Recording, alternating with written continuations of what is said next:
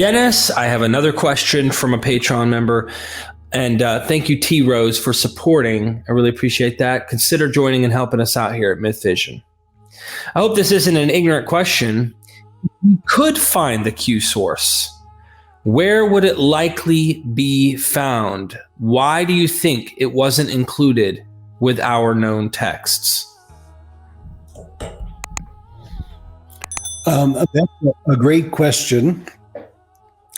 And I'm going to divide it into two parts. I'm going to take the second part first.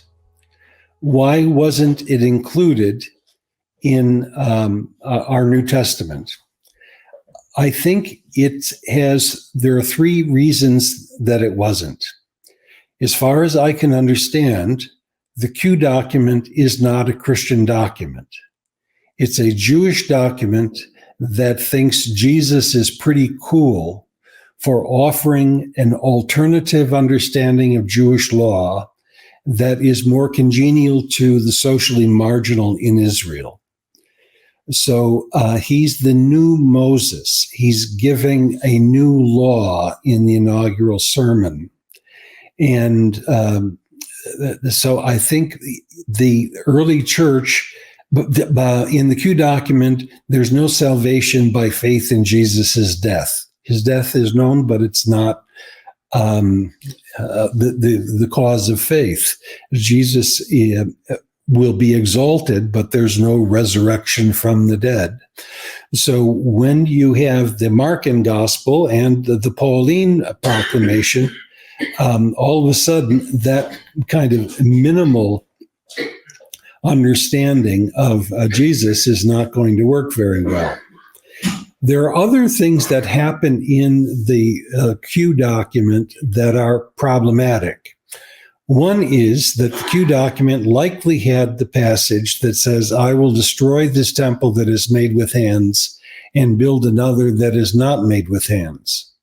Well, when the Jerusalem is destroyed in 70 AD, somewhat later than the Q document, it no longer works to say that Jesus is going to destroy the temple and build another. The Romans destroy the temple and there is no building of another.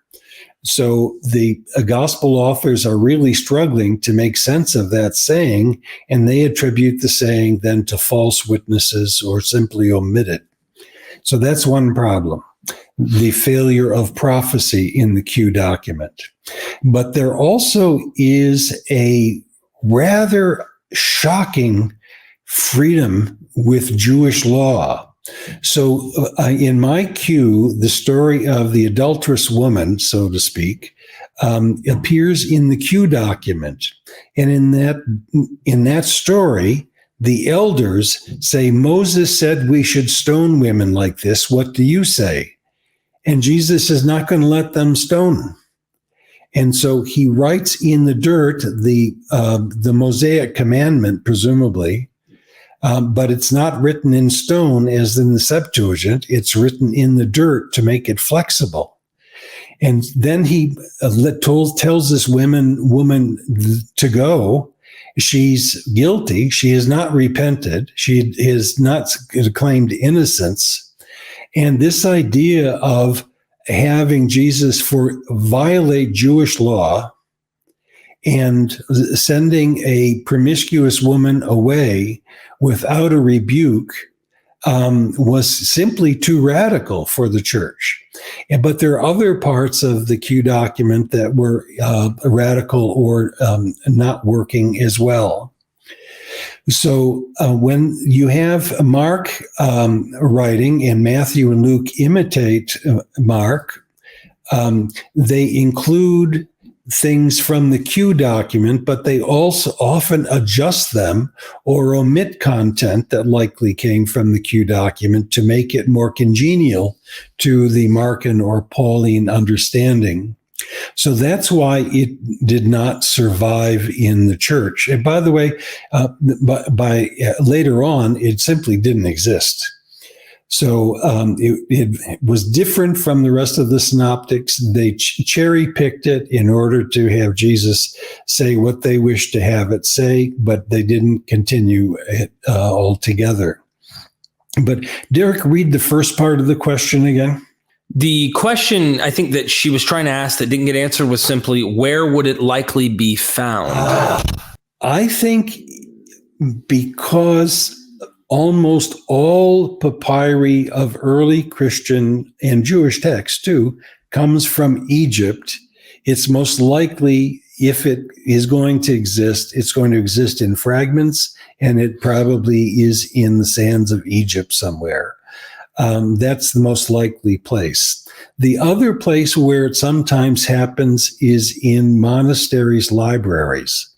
So in a bound version, which is unlikely because those have been well cataloged by papyrologists, but it could be in letters, it could be in the cartonnage, that is the covers of books.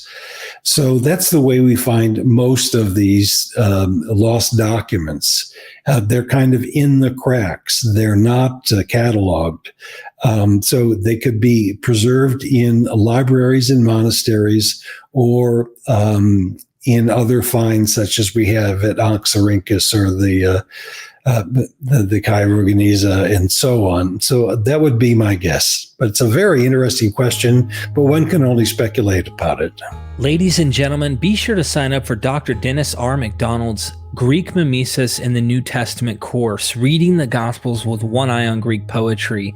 Dennis spends 18 lectures diving into several parallels, building up the methodology to show you his methods and how he sees that the New Testament authors cleverly rewrite and really make Jesus such a better figure than what we see in the older Greek myths and their poetry. You can sign up today, own it for life.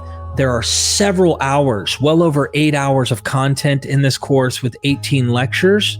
Dennis gives you so much to read and look up and consider in investigating. Did the New Testament authors actually imitate the Greek epics to write their narratives about Jesus? There's several reading recommendations, additional resources under every single one of the lectures. You can download 1 through 18 on MP3 in case you want to just download it and have it in your whatever the device might be in order to work and listen at the same time. You don't have to just see it. But if you decide to watch the content, it is all in 4K, extremely high quality content, as you can see. And you did it in from Greek, Latin. The audio is nice and loud, takes you through his book. Dennis takes a deep dive. Be sure to sign up today. I hope you will. This helps Dennis MacDonald, and it helps educate the world on what's going on in scholarship.